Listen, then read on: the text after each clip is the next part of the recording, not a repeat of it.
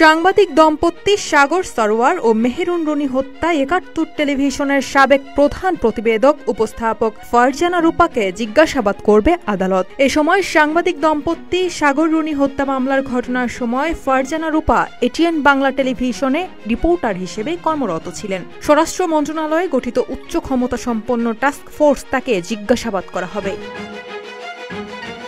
সাংবাদিক দম্পতি হত্যার পর এই প্রথম বেশ কিছু চাঞ্চল্যকর তথ্য সামনে আসায় আইনজীবীদের আবেদনের পরিপ্রেক্ষিতে তাকে জিজ্ঞাসাবাদ করার সিদ্ধান্ত নেয় আদালত। ফারজানা রূপাকে জিজ্ঞাসাবাদ করলে এই মামলার রহস্য উদ্ঘাটনে গুরুত্বপূর্ণ তথ্য পাওয়ার সম্ভাবনা রয়েছে বলে মামলার তদন্তকারী কর্মকর্তারা।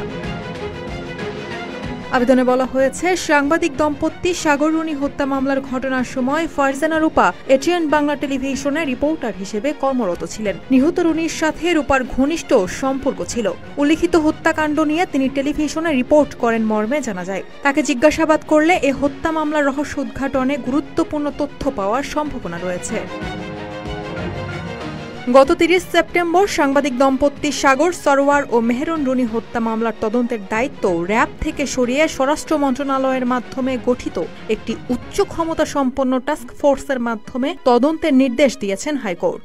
বহুল আলোচিত সাগর রুনি হত্যা মামলার তদন্ত চেয়ে আনা রিটের আদেশ মডিফিকেশন করে রাষ্ট্রপক্ষের আবেদনে এ আদেশ দেয় উচ্চ আদালত। বিষয়টি নিয়ে শুনানিতে হাইকোর্ট বলেন, আশা করি এবার ন্যায় বিচার নিশ্চিত হবে এবং তদন্তের জন্য দেয়া এবারের ৬ মাস মানে ৬ মাস।